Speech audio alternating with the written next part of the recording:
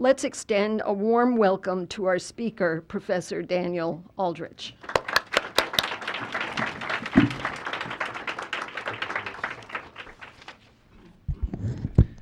First of all, a big thank you to Professor Pincus and to Jane for the work they put into bringing me here today. I appreciate all of that and the very warm welcome. As Professor Pincus pointed out, some of us talk about topics we've never experienced. I've got colleagues who've never been to Congress, who write about Congress, colleagues who write about nuclear weapons who've never experienced nuclear weaponry in their backyards. I, unfortunately, have some experience with both disasters and nuclear power plants. As Professor Pincus said, in 2005, my first job was Tulane University in New Orleans. We'd been there about 6 weeks when 15 feet of water filled our home, destroying our car, our house, our stuff. Everything we owned in the world was destroyed at that point. And from 2005 onward, I've been studying disasters, now as a survivor and a scholar. And my first book, as Professor Pincus pointed out, was on nuclear power plants in Japan and France. So this tragedy in Japan has brought together these two streams of research into one place. In my mind, the disaster didn't begin on March the 11th, 2011. The disaster we're seeing today of the earthquake, tsunami, and nuclear meltdowns really began in the golden age of nuclear power in Japan in the 1960s. And today, I hope to talk about really three connected issues. First of all, how did Japan, the only nation in the world which has experienced nuclear weaponry, create the world's most advanced commercial nuclear power system, including MOX fuel use, mixed oxide fuel use, fuel recycling, fast breeder reactors?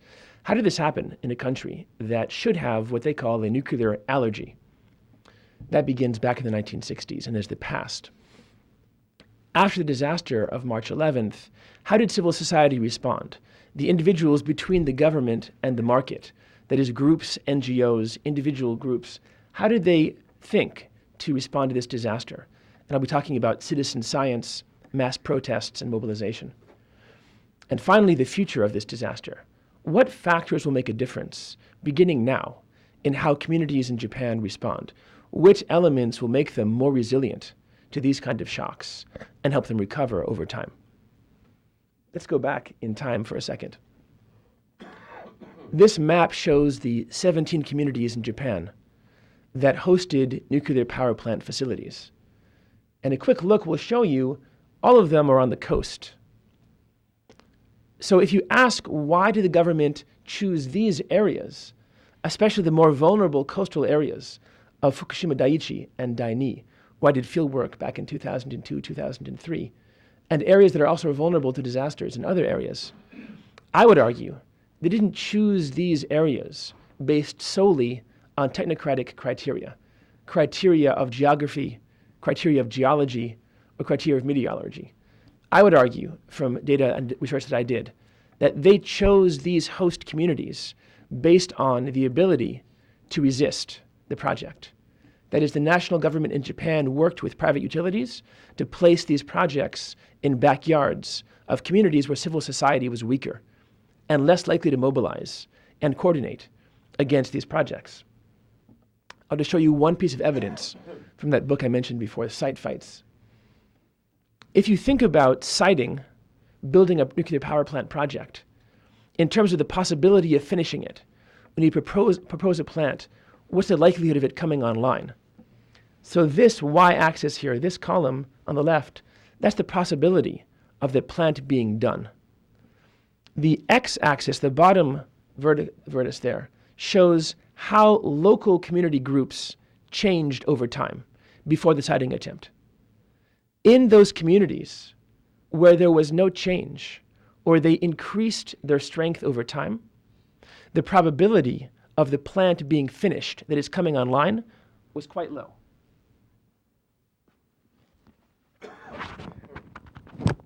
You can see over here, if they've managed to either maintain or increase the strength of the fishing cooperatives and farming communities, the probability is maybe 1 in 3 the nuclear power plant will be finished. But as you decrease membership in these local groups, as you weaken civil society and lose fishermen, the Gyodo Rodo Kumiyai, over time, the probability of these plants being finished rose to almost 100%. Which is to say that the government of Japan and various utilities like TEPCO chose these locations not based only on if they were aseismic or resistant to earthquakes, but rather based on the probability that these places would fight back over time. Once you choose a site that you think is vulnerable, that you think has these weaker civil networks, what can you do to convince them that the project is helpful to them? This image shows the amount of money flowing from the central government to local governments and local communities since 1974, the first year of the Dengen Sanpo, or 3 electricity production laws. Notice I had to use scientific notation because there are so many zeros at the end of the day describing how much money is being pumped in. But on average, a community in Japan, a host community, willing to accept one of these projects can receive up to $20 million a year in benefits, in job retraining programs, in new roads, new bridges, hospitals, old care homes. In short, the Japanese government has created a tremendous sense of incentives to try and buy in or convince localities that hosting a nuclear power plant is a good idea. Notice also over time, the amount of money being sent out has not decreased or stayed the same. It's increased tremendously by a factor of at least 1 magnitude over the last 30 years. In short, this is one policy tool used by the central government in finding acceptance in these communities throughout Japan. There are several other tools I discovered in my research that show how the central government sought to convince local communities these projects are worth having in their backyards. This image of Japanese tourists in San Jose, California, actually, is one of those policy tools. That group of people is not some tourist group. It's a group of local government representatives and citizens from a certain town in southern Japan. That town was being selected as the site for a next project, a next nuclear power plant. And to convince people in that town it was worthwhile having the project in their backyard, they were flown to communities both in Japan and America that had nuclear power plants. By the way, San Jose has none. This part of the trip was pure junket. But San Onofre, for example, certainly was one of the areas in California. People from Japan visited Fukushima and Fukui, Tomari and Hokkaido. They made these trips, and they saw how normal people lived in the shadow of nuclear power plants. They were exposed to people like themselves and their daily activities as an attempt to show them they too could live in the shadow of an atomic energy facility. This habituation visit, as I call it, is one of a number of tools used by the Japanese government to win acceptance in these local communities. Many times, local communities in Japan were visited by supposedly independent scientists who would come in and lecture on nuclear power, and I guess much like I am today. But in those cases, they weren't independent in the normal sense, unless you believe the government is independent. These scientists almost always were members of the science and technology agencies, and they would come into local communities in Japan and explain to them how necessary and safe these kind of projects were. For communities accepting these projects, they would argue, you are helping Japan meet its national obligations of the Kyoto Protocols. You are assisting a national goal of reducing carbon dioxide emissions. In short, it's patriotic for you to accept a nuclear power plant in your backyard. These scientist visits were another form of government tools. One of the biggest fears that farmers and fishermen expressed in the 1960s and 1970s during this golden age of nuclear power was that if they accepted a nuclear power plant, they would not be able to sell their crops or their fish or their sake because other communities would shun them as perhaps being contaminated by nuclear power. An irony, unfortunately, now with Fukushima's accident.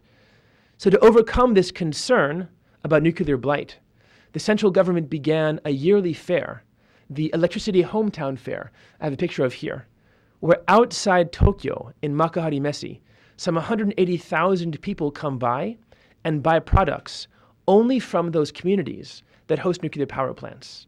If you're a farmer or a fisher or a sake brewer, then you bring your products here and you sell them at profit to these large groups outside Tokyo. And you turn that fear of not being able to sell your products into a guaranteed profit each year. These are the tools used in the 1960s, 70s, 80s, 90s. These are the tools that were used, the deliberate placement of reactors in communities like Fukushima that were to see them as a benefit, as an economic benefit, as a social benefit, with these kind of tools behind those incentives.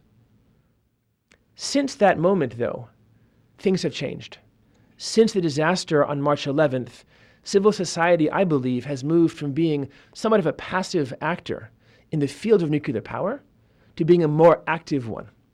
This map you're looking at is actually one made by citizens in Japan.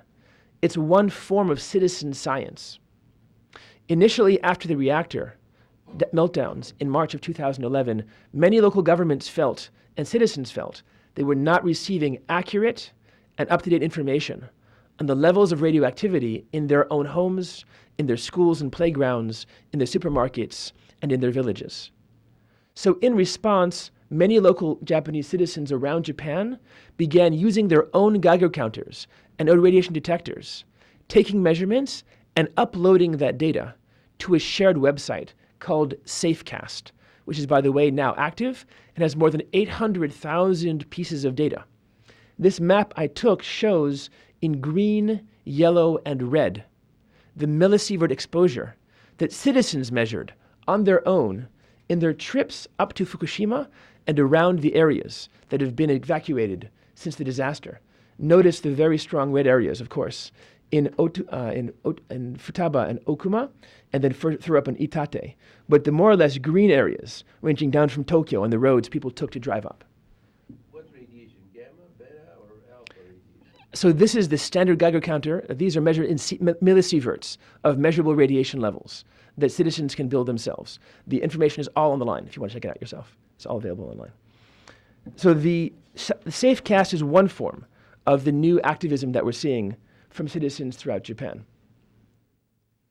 We're also seeing a change in the number of people coming out for mass rallies.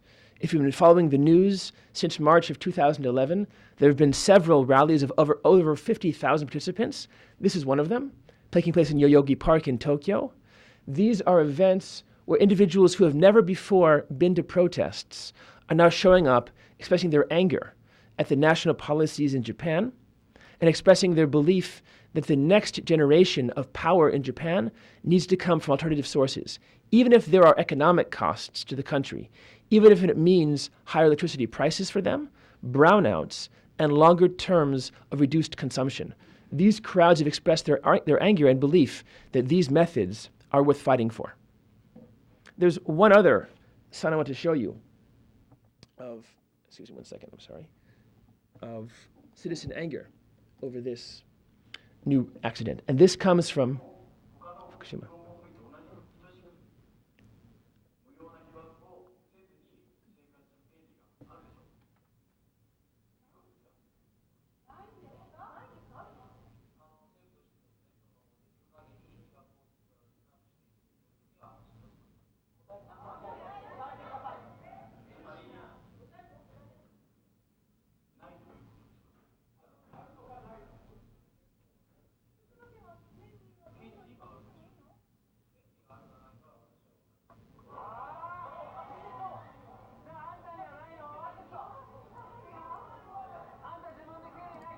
If you've ever been to a Japanese meeting, this is very unusual in Japan.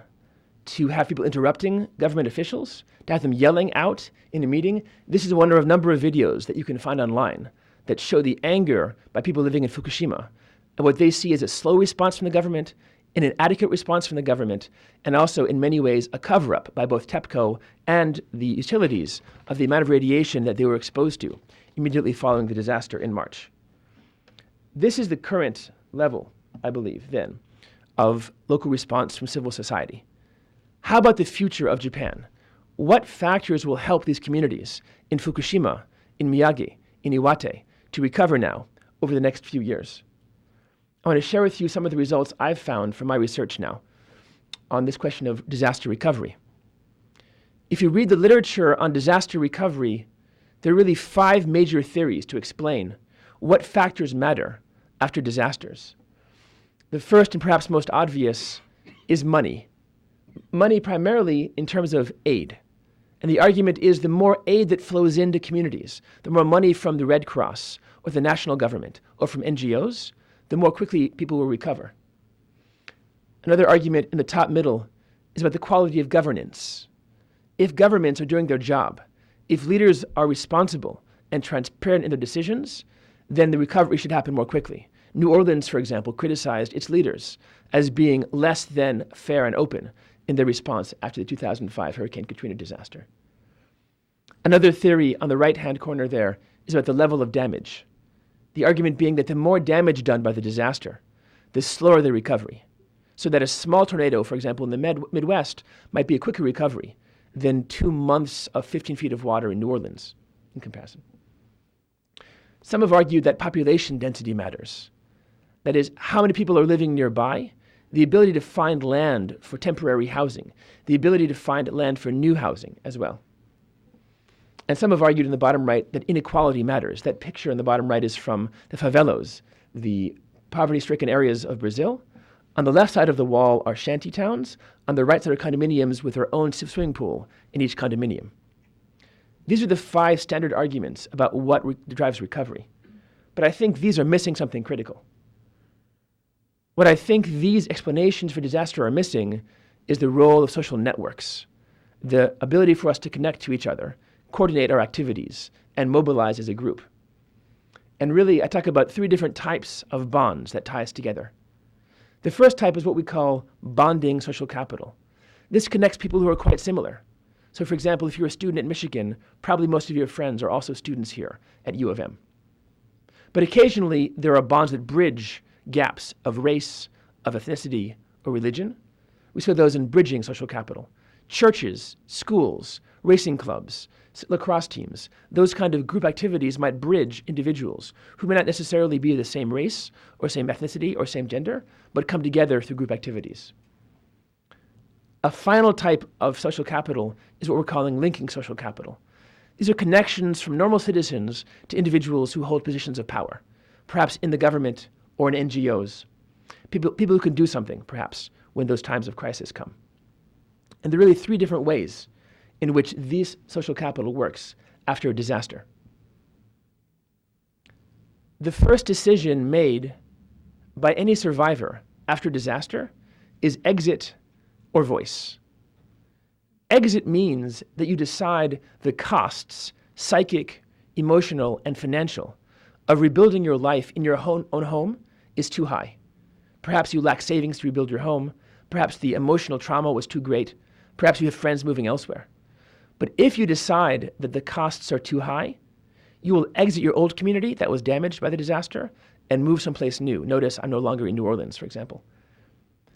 On the other hand, if you choose to stay in that community and work together, you can exercise your voice.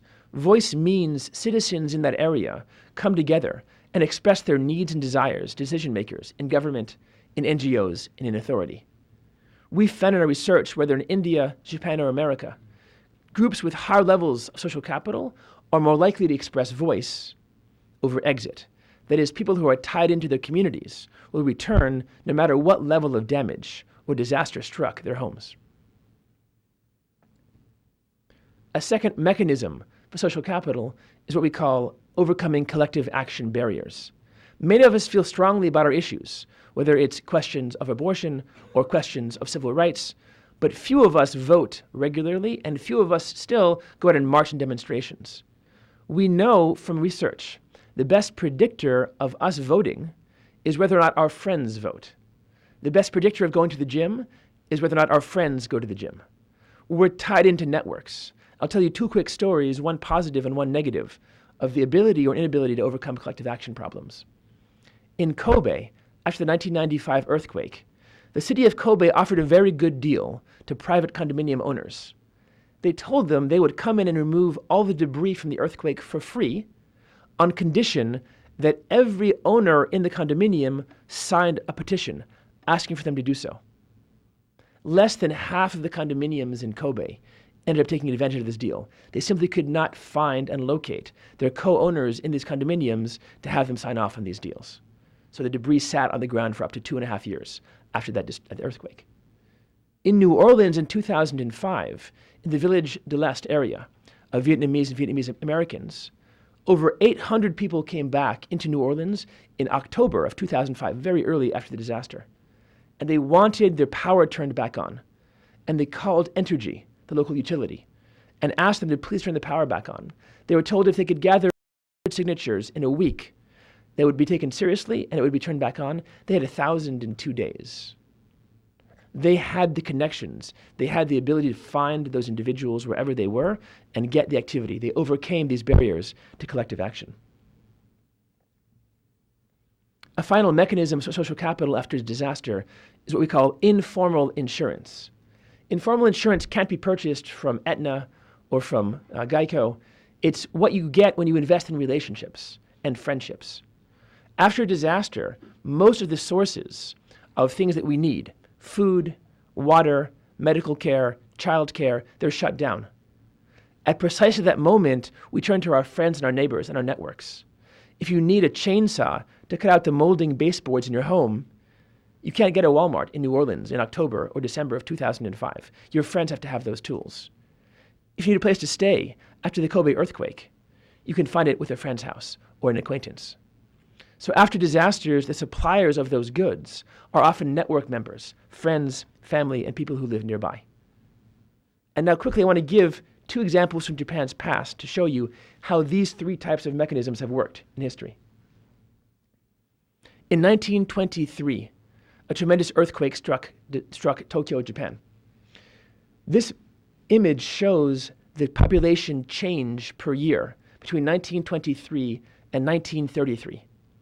Between 1922 and 1923, the population of Tokyo dropped almost by half.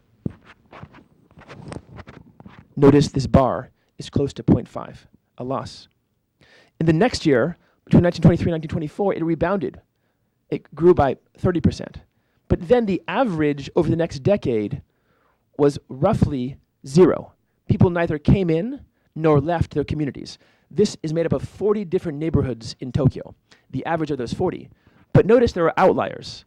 These individual dots are communities that are either gaining population over time or losing it over time. Why would some communities in Tokyo over time gain and some lose? If you divide Tokyo into these 39 Koban wards, police jurisdictions, and then you break them in half and look at those which have high levels of social capital, they vote more often, they demonstrate more often, they go to political events more often, and those who vote less often and rally less often and go to political activities less often, you have a very interesting finding. The average growth rate in those communities in Tokyo over that decade that had low levels of voting, demonstrations, and working together was close to 0 on the left. But the average growth rate for those communities that voted more often, marched more often, had rallies more often, that was close to 5%. A growth rate of 5% in Tokyo over that decade was much higher than national averages, regional averages, and individual neighborhood averages. In short, something is happening in these communities that have more levels of social capital. In fact, I can show you the raw data. If you look at voting turnout, which is one form of collective action over time, against the growth rate, you'll see this positive relationship. Those communities that voted with 3/4 or more of their citizens are at the high end. Those communities that had half or fewer of the people come out to vote are at the low end of growth. Similarly, if you look at the number of demonstrations over time, a little more messy data, but there's also a trend here. Those areas that demonstrated, they marched, they rallied more often after the disaster were those areas that had more growth rates over the disaster. And if you hold some 15 different variables at their means and then measure, the best predictor in Tokyo after the 1923 disaster of recovery was in fact this question of voter turnout. Those local communities in Tokyo in the 1920s and 30s who voted more often, holding everything else constant, damage, aid, socioeconomic class, number of workers, factories, number of cars, crime. We have 15 different variables in the equation. Holding them all constant, this is the outcome we have. The predictor of growth rates is best connected to how well connected they were, how much they often got together. Let's say you imagine this data is 100 years old. Maybe it's no longer valid. So we have data as well from 1995 in Kobe. We looked at two different small neighborhoods of around 200 people each. We call them Nagata A and Fukushima B. These two neighborhoods are alike in many ways.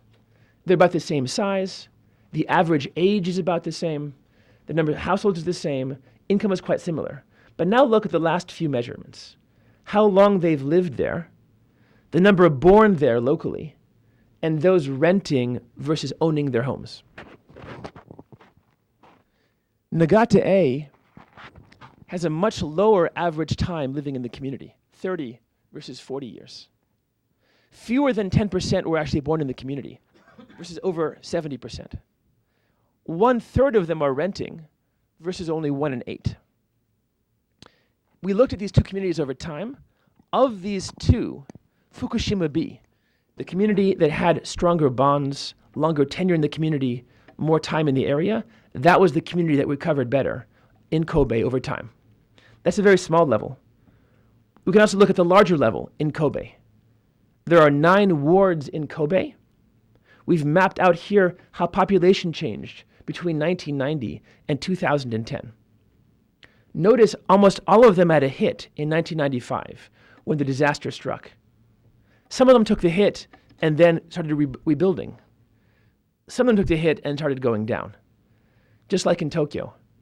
Why would some neighborhoods in Kobe have a stronger growth rate, while others hemorrhage their population over time?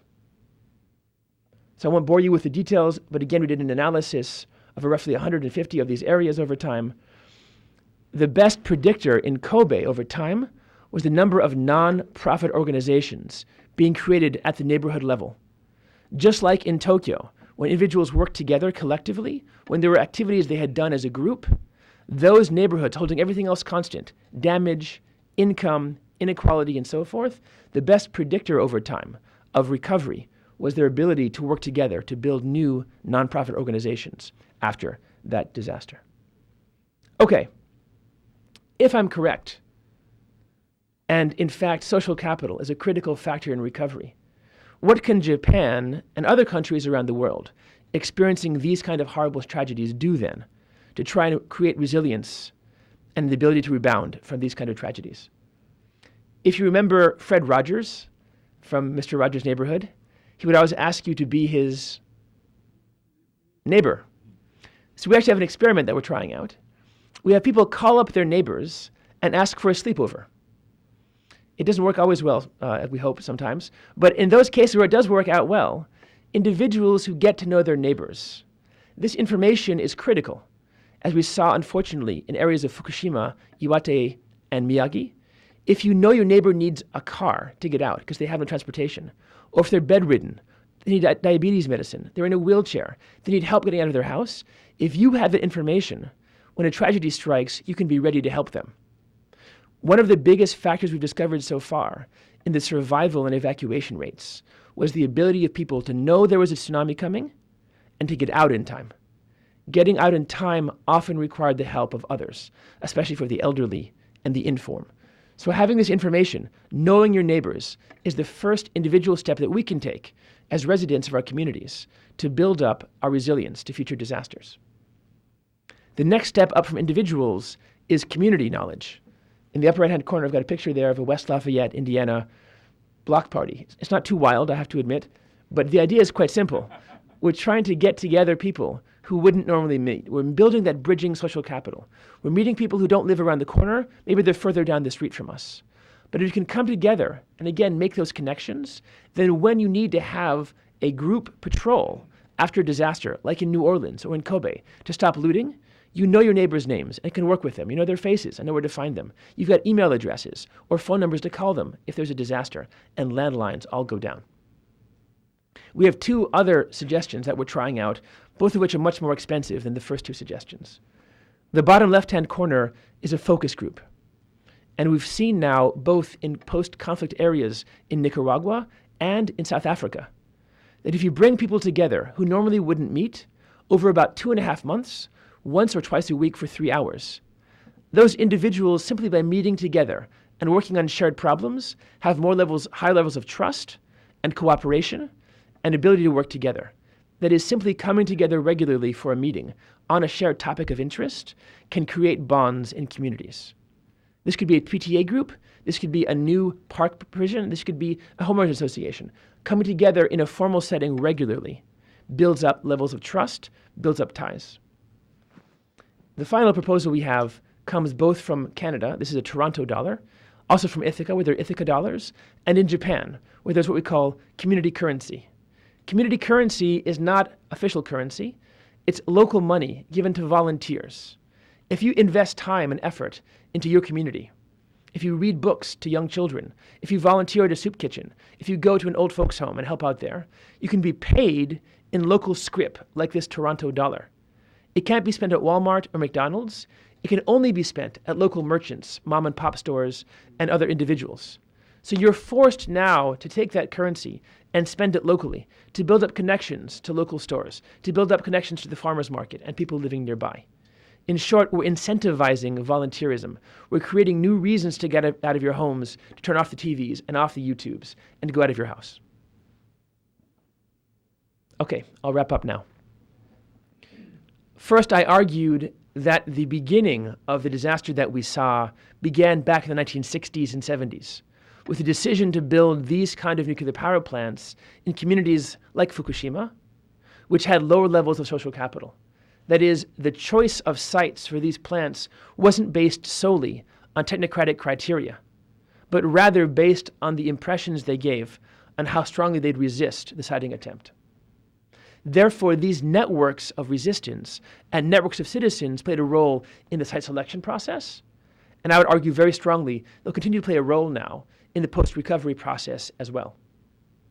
I tried to show through things like Shoutcast, these Fukushima protests and large-scale mobilizations, that civil society now is playing a bigger role in protesting and having its voice heard throughout Japan, where in the past, civil society was often locked out of the Iron Triangle, of the TEPCOs or the EPCOs and the bureaucrats and the politicians of the LDP.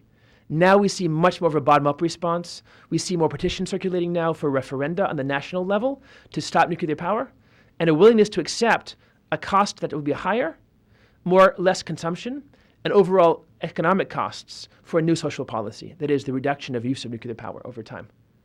Right now, Japan is standing at the crossroads of its energy policies, in an era where a nuclear renaissance is in theory about to begin here in America, with new plants being built in Georgia, for example.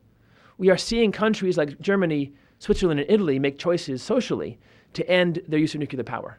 And Japan in 2012 now stands at the decision point. Thank you very much.